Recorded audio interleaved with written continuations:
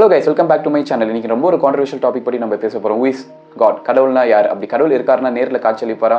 அப்படி காட்சி அளிச்சு எதன் மூலமாக காட்சி அளிப்பார் சொல்லிட்டு ஒரு குட்டி ஸ்டோரி மூலமாக தெரிஞ்சிக்கல. அண்ட் லாஸ்ட் 1.5 years வாய்ஸ் தாண்டி வீடியோ போட முடியல. என்னால் வாய்ஸ் தாண்டி வீடியோஸ் போட முடியலன்னு சொல்லிட்டு ஃபியூச்சர் அப்கமிங் வீடியோஸில் நான் சொல்கிறேன். நம்ம இன்னைக்கு டேரக்ட் டாப்பிக்கில் போகலாம் வாங்க. ஒரு ஊரில் வந்து பெரிய பெரிய மவுண்டன்ஸ் நோடில் வந்து ஒரு அழகான ஒரு வில்லேஜ் இருந்துச்சு. அந்த வில்லேஜில் வந்து ஒரு பூசாரி ரெகுலராக என்ன பண்ணுவார்னா அந்த கோயிலில் இருக்கிற சாமி சிலைக்கு வந்து க்ளீன் பண்ணின்னு அதை குளிப்பாட்டின்னு அந்த மாதிரி ஒரு வர்ஷிப் வந்து பண்ணின்னு இருந்தார். அண்ட் அவருக்கு வந்து ரொம்ப ஒரு கடவுள் நம்பிக்கை அதிகமாக இருந்துச்சு. அண்ட் ஒரு நாள் என்ன ஆச்சுன்னா அந்த ஒரு அரசாங்கம் வந்து பெல்மேன் மூலமாக அனௌன்ஸ்மெண்ட் கொடுக்க ஆரம்பிச்சாங்களா, இந்த மாதிரி வந்து டேமில் இருக்கிற தண்ணி வந்து கொஞ்சம் கொஞ்சமாக லீக் ஆகினு இருக்கு, இன்னும் கொஞ்சம் நேரத்தில் வந்து டேம் வந்து உடைய போட்டு எல்லாரும் ஊர் மக்களை வந்து இந்த வில்லேஜை விட்டு காலி பண்ணுங்கன்னு சொல்லிட்டு சொன்னாங்க. பெல்மேன் வந்து அனுப்பிச்சு அனௌன்ஸ்மெண்ட் ஸ்டாண்டாங்க. அண்ட் ஊரில் இருக்கிற மக்கள் வந்து எல்லாருமே கொஞ்சம் கொஞ்சமாக ஊரை விட்டு வெளியே போக ஆரம்பிச்சிட்டாங்க. ஆனால் அந்த ஊரில் இருக்கிற அந்த பூசாரி மட்டும் வந்து போக மாட்டேன்னு சொன்னார். அண்ட் என்ன ஆயிடுச்சு, டேம் உடஞ்சிச்சு. அண்ட் கொஞ்சம் கொஞ்சமாக ஊருக்குள்ள வந்து தண்ணி வர ஆரம்பிச்சிச்சு. அண்ட் அனௌன்ஸ்மெண்ட் பண்ண எல்லாருமே அனௌன்ஸ்மெண்ட் யாராவது கேட்டாங்க, எல்லாருமே ஊருக்கு வெளியே போயிட்டாங்க. பட் அந்த பூசாரி மட்டும் இன்னும் அந்த ஊருக்குள்ளே இருந்தார்.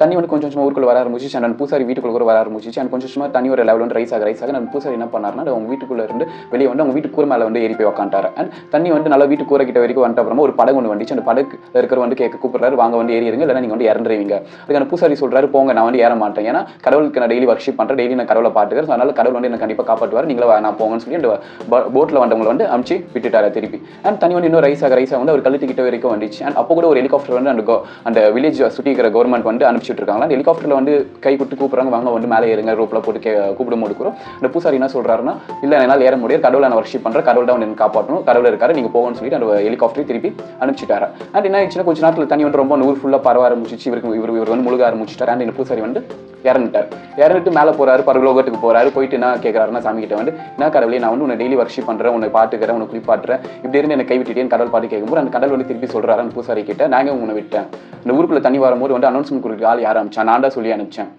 ரெண்டாவது, உங்க ஊருக்குள்ள தண்ணி வந்துட்டு அப்புறமா நீ வந்து மட்டும் வீட்டுக்கு கூரை மேலே போனல, அப்போ வந்து படகுல வந்து ஆளுங்களை உனக்கு காப்பாற்ற அமைச்சர் யார், அதுவும் நான்டா.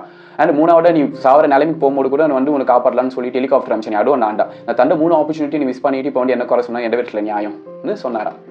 இல்லை உங்களுக்கு என்ன புரிய வந்துச்சு? கடவுள் வந்து நேரில் கண்டிப்பாக காட்சி அளிக்க மாட்டார். நம்ம சுற்றிக்கிற மக்கள் மூலமாக ஏதோ ஒரு ரூபத்தில் வந்து நம்மளுக்கு ஹெல்ப் பண்ண வருவார். அந்த ஆப்பர்ச்சுனிட்டி வந்து நம்ம கிராப் பண்ணிக்கணும். அப்படி அந்த ஆப்பர்ச்சுனிட்டி நம்ம தவற விட்டுட்டு அப்புறமா நம்ம போய் கடவுள் எந்த விதத்தில் ப்ளேம் பண்ணி எந்த ஒரு பிரயோஜனமும் இல்லை. அண்ட் அதே மாதிரி கடவுள் வந்து மனுஷ ரூபத்தில் மட்டும் காட்சியளிப்பாருன்னு அர்த்தம் இல்லை. நம்ம சுற்றிக்கிற சந்தர்ப்பத்தை வந்து நம்ம கரெக்டாக உன்னிப்பாக கவனிச்சு அதை நம்ம கரெக்டாக கொண்டு போனாவே நம்ம லைஃப்பில் இருக்கிற முக்கால்வாசி பிரச்சனையை வந்து நம்ம ஈஸியாக சரி பண்ணிட முடியும். ஆனால் கடவுள் வந்து இருக்காரா இல்லையா அந்த ஒரு கான்ட்ரவர்ஷியல் டாபிக்லனா டேரெக்டாக வர விரும்பலை.